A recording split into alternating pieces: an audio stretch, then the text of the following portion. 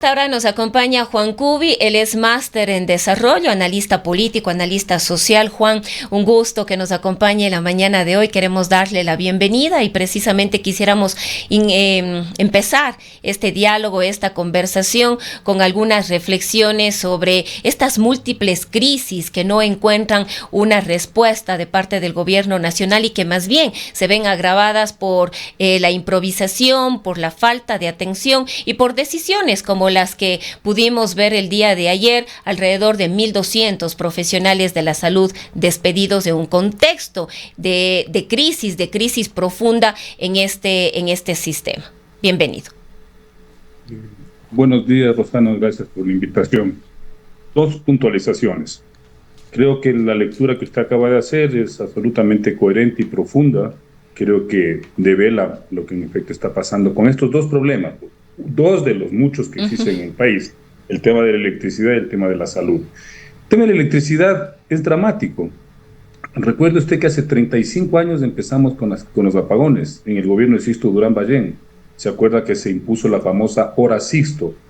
En 35 años no hemos logrado construir una infraestructura de servicios eléctricos que se blinde de las amenazas climáticas, de las amenazas obvias que tienen, técnicas obvias que tiene este sector.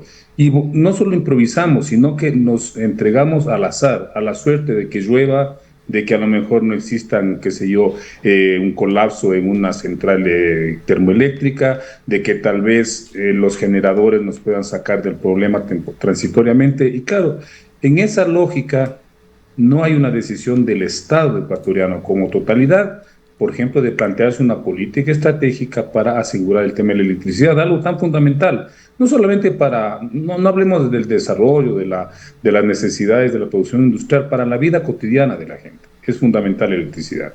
El tema de la salud. Mire, hay algo que a veces no se quiere discutir cuando se trata del tema de la salud, y es el modelo que sigue implementándose en este país y que no tiene mucho que ver la crisis de modelo con la falta de inversión, de políticas públicas, sino con la concepción de lo que debe ser la salud en un país. Mientras la salud esté considerada un negocio, un recurso de carácter comercial, es muy difícil salir de la crisis. Y eso no tiene que ver solamente con el sector privado, sino con el sector público, porque no se olvide que al Estado, o sea, al Ministerio de Salud Pública y al IES, quien le provee de medicamentos, de insumos, de equipos, de infraestructura, es el sector privado. Y ahí es donde aparecen estos gigantescos negociados, estas mafias articuladas a intereses privados concretos. ¿Por qué razón? Porque si se sigue viendo a la salud como un negocio, lo que se va a priorizar es la ganancia, no el servicio. Y mientras no se cambie este modelo, que no es un modelo solamente que se ha impuesto en el Ecuador, es una concepción global de la salud, es muy difícil que tengamos sistemas de salud que realmente respondan a las necesidades y expectativas de la gente. Ahora, en este contexto de una deficiencia estructural que enfrenta el sistema de salud, sin esta mirada integral de cómo debería operar todo el sistema, pero además con una serie de problemas respecto de la gestión de la salud en el país desde sus cabezas. Quien está al frente del Ministerio de Salud es la vicepresidenta de la República, entendemos una persona sin mayor experiencia, pero esto ha derivado además en una serie de cambios constantes, permanentes, aquí mismo en la provincia de La Suay. Cada 3 meses un nuevo gerente en los hospitales, nuevos directores, coordinadores, es decir, podríamos hablar de una incapacidad de sostener un personal que pueda efectivamente dirigir y conducir a un sistema que está en una profunda crisis. Y el problema, Rosada, no es quién pone usted a la cabeza del sistema de salud. Eso no es suficiente. Le voy a contar una experiencia muy breve. Creo que fue en el gobierno de Guillermo Lasso. Pusieron a la cabeza del IES al ingeniero Madera, ¿no? De quien tengo referencias. A los 3 meses, el ingeniero Madera, que tiene currículum, que tiene un reconocimiento de la comunidad médica sobre sus capacidades, renunció y dijo: yo no voy a poner en riesgo a mi familia, a mis hijos, porque me amenazaron las mafias externas y las mafias internas al Instituto Ecuatoriano de la Seguridad Social. Es decir, él estaba evidenciando que ahí opera un sistema irregular que condiciona las decisiones inclusive de una autoridad máxima. Y eso ocurre usualmente en el IES, en el Ministerio de Salud Pública. Mire lo que pasa en los hospitales de Guayaquil, el famoso Teodoro Maldonado Carbo, y la mafia alrededor de la provisión de insumos, con grupos políticos específicos e identificados que en este momento están siendo procesados por la justicia. Entonces, claro, mientras existe este gigantesco negocio, siempre van a ocurrir estos actos de corrupción, de amedrentamiento, de chantaje dentro del sistema de la salud. Entonces tiene que haber una decisión de carácter integral, como usted acertadamente lo ha señalado. No es un tema simplemente de poner a alguien eficiente u honrado en la cabeza. Es importante eso, pero no es suficiente. Ahora, Juan, el Ministerio de Salud dice que esto de alguna manera responde a la necesidad de optimizar el personal y los servicios en el sistema de salud, de una reducción del 1% en la nómina que ha impulsado el sector público de la salud a través de su ministerio. Pero un poco nos preguntamos, ¿podemos en una situación en la que estamos en este momento entrar a hablar de optimización o más bien se debería pensar en una reestructuración? Se me ocurre pensar si en algunos hospitales o centros de salud existe demasiado personal, pues se debería pensar en los lugares en los que no hay. Estoy hablando, por ejemplo, de la Amazonía ecuatoriana, acá en el sur, en la provincia de Morona, Santiago, entre 2025 y 2026, 12 niños han muerto por enfermedades que deberían ser fácilmente tratables y prevenibles, además con una serie de dificultades que les toma a estas familias en una situación absolutamente precaria trasladar a estos niños. Tienen que caminar 3 días, luego tomar una lancha, luego tomar una avioneta para en una semana poder llegar acá a la ciudad de Cuenca, al Hospital Regional Vicente Corral Moscoso para recibir atención. Es decir, podemos creer que realmente el sistema de salud necesita una optimización, una reducción de nómina de un 1%. A ver, Rosana, le cuento que hace algunos años con un grupo de compañeros que trabajamos en el sector salud, nosotros desarrollamos un pequeño documento que se llamaba No menos del 5. ¿Qué quería decir? Que el presupuesto del Estado debería ser lo mínimo, no lo óptimo, lo mínimo el 5% del presupuesto a salud, ¿sí? Cosa que no se ha cumplido. Pero eso no es suficiente, porque usted puede tener un presupuesto que vaya en un saco roto. Tiene que optimizarse, obviamente, y la parte ética, la parte de la buena administración del sector de salud. Pero el problema vuelve a lo que yo le señalaba. Si ese presupuesto está anclado a esta lógica comercial de la salud, tampoco va a resolver los problemas, ¿sí? ¿Por qué razón? Porque obviamente lo que va a hacer es incrementar el volumen del presupuesto para la corrupción. Mientras tengamos la idea de medicalizar la salud, de medicalizarla, de volverle un asunto biomédico y solamente apuntar a personal, a medicamentos, a insumos, tampoco se resuelve. El tema de la prevención, y eso está discutido desde hace más de 50 o 60 años, el tema de la prevención es fundamental en cualquier sociedad. No hay que curar, hay que evitar que la gente se enferme. No hay que responder a las enfermedades, sino evitar que ocurran. Y en eso sí tenemos un déficit terrible. Usted acaba de señalar algo que es por demás obvio. Las enfermedades infecciosas de los niños. Eso con óptima acceso a agua potable, agua sana, agua segura, se evita, se previene. Los accidentes de tránsito, claro que son prevenibles, pues, Rosana. Si la gente dejara de manejar de manera irresponsable, bajo efectos del alcohol, etcétera, se reducirán enormemente los accidentes. Y así usted puede tener un listado bastante grande de situaciones patológicas que pueden ser evitadas. Y eso es lo óptimo para un Estado, porque eso implica reducir enormemente el gasto. Pero claro, aquí estamos acostumbrados a servir a estos intereses, muchos de ellos transnacionales, que lo que quieren es colocar sus productos, o sea, incrementar el uso de medicamentos, incrementar la tecnología médica. Y entonces para eso hay que justificar cómo, demostrando que en efecto hay esa necesidad. Muchas veces en las sociedades se crea la necesidad de recurrir a estos insumos, de estos servicios, de estas grandes transnacionales, para poder justificar que en efecto se está haciendo una buena política de salud. Y eso no es suficiente. Mire, hace muchos años se discutió el tema de la educación de la salud. Las universidades empezaron a formar gente dedicada a ese tema, es decir, gente que no eran médicos, eran educadores de la salud, que iban a las comunidades a ir de alguna manera promoviendo conductas, promoviendo formas de vida acordes con la protección de la vida y de la salud. Y eso se demostró que daba mucho más réditos que poner médicos, sin desconocer, obviamente, la importancia de un médico, de una enfermera. ¿Por qué se desistió de eso? Porque obviamente lo que estaba haciéndose con esta política de prevención era reducir el gasto en medicamentos, en hospitales, en equipos, y eso no le convenía a estas grandes empresas que negocian con la salud.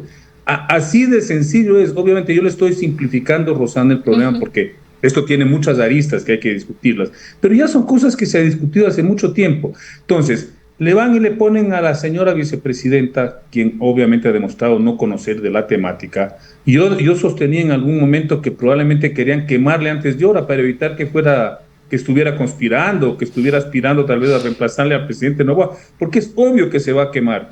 En un ministerio tan complejo, con una crisis financiera del Estado, poner a una persona que desconoce el sector es una forma muy, muy hábil de quemarlo.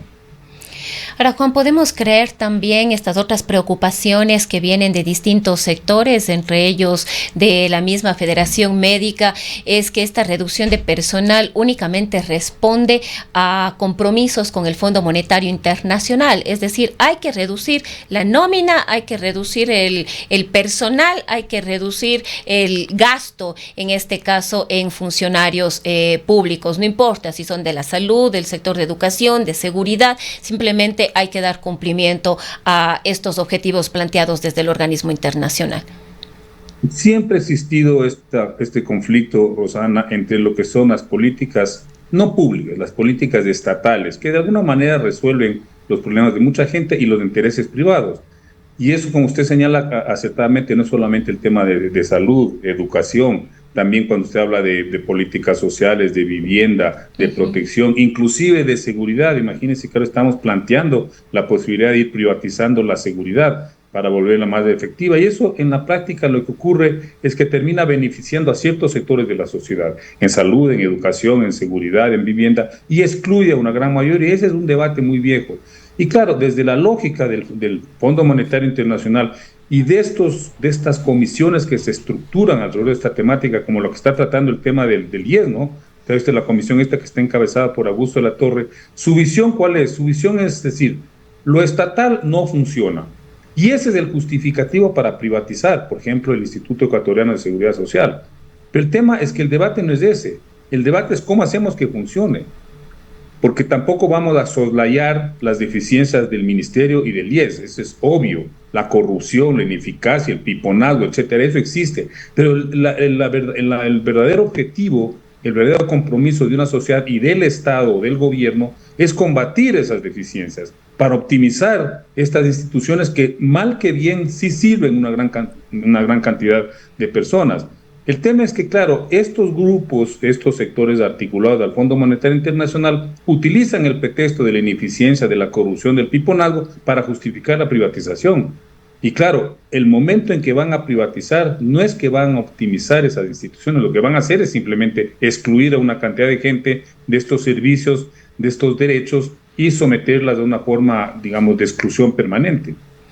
Juan, en honor al tiempo, avancemos también en este otro tema que había planteado yo como otra crisis, que prácticamente empezamos a normalizar estas crisis aquí en el país. No, pues ya esta época no tenemos luz, ni modo, pues esta época no tenemos luz, pero detrás de eso hay una falta de transparencia, una ausencia de información certera respecto de cuáles mismos son los problemas, ¿no? Le acabábamos de escuchar hace poco a la secretaria de Comunicación explicando las razones por las cuales se han dado estos cortes, pero asimismo hay un informe de los órganos competentes diciendo que ya se veía venir una situación de esta naturaleza por falta de previsión, por falta de inversión, por falta de infraestructura, por falta de mantenimiento, y ahora intentamos justificar estos nuevos cortes energéticos desde el gobierno nacional con la ola de calor, porque se está utilizando más los aires acondicionados, pero además también por accidentes de tránsito que han provocado, que son los que estarían provocando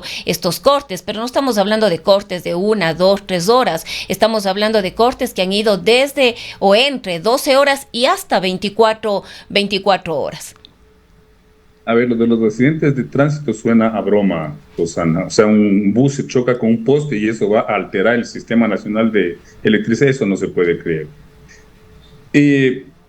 Mire, no es solo un tema de transparencia, como usted señala, Rosana. Hay que hablarlo abiertamente, es la corrupción.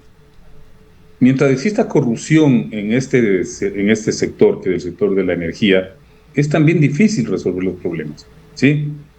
Nosotros como Comisión Nacional Anticorrupción hace año y medio ya alertamos y denunciamos, hicimos público el tema de Progen y de Austral. Y recuerdo que el presidente Noboa nos descalificó de manera indirecta, ¿sí? Bueno, año y medio después, miren la situación en la que estamos. 100 millones de dólares que desaparecen de una cuenta bancaria y se vuelven incobrables. Esa es la triste realidad. Y todavía no se señalan a los verdaderos culpables, a los responsables políticos, porque son decisiones que vienen desde el gobierno, desde el Estado.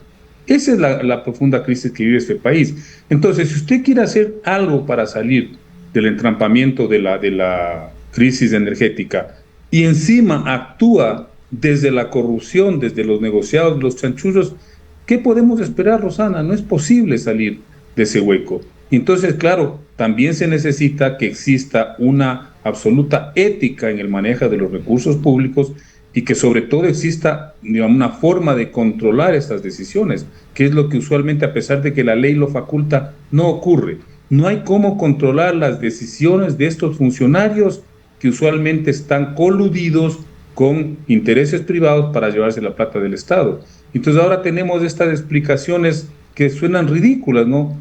Que resulta que el clima, que el calentamiento global, sí, en efecto, si eso nadie está negando que eso exista, pero esos son factores que están presentes y que en una política de Estado deberían estar considerados, y ahora, sin embargo, se vuelven fenómenos como extraordinarios, se vuelven como que elementos casuales que están alterando la producción de energía eléctrica. Eso son ridiculeces de parte de las autoridades.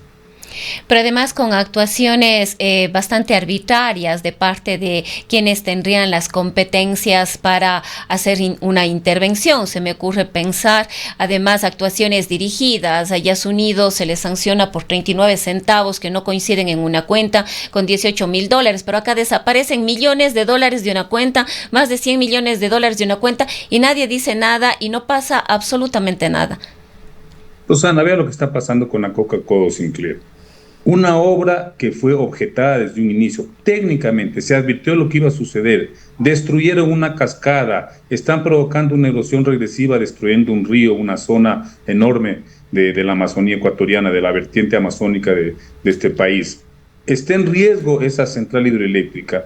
Van a asumir, van a aceptar la entrega con, creo que son 17,000 fisuras, si mal no recuerdo, con una crisis estructural de esa central que no ha sido resuelta, y en este país no pasa nada. Y resulta que los que se llevaron, se hablan, no se olvide que habla como de 250 millones de dólares, que sería lo que se llevó el señor Jorge Glass, más los 70 millones que le imputan a Lenín Moreno. No sabemos quiénes más están involucrados en ese robo. Y sin embargo, no hay cómo hacer absolutamente nada. Ahí está la central, operando con deficiencias, en riesgo, y resulta que ahora el Estado va a asumir, va a aceptar los términos del contrato y le va a dejar a los chinos a ver si en buena medida arreglan o no arreglan el problema. Esa es la realidad. Hay corrupción detrás de estas decisiones. No solamente es improvisación, no solamente es ineptitud, hay corrupción. Es decir, hay la decisión expresa de hacer mal las cosas para tratar de sacar algún tipo de beneficio. Bien, Juan, lamentablemente el tiempo no nos da para más, pues agradecerle por haber compartido esta mañana con nosotros. A usted, Rosana, muchísimas gracias. Ha sido Juan Cubi, él es analista político, analista social, máster en desarrollo.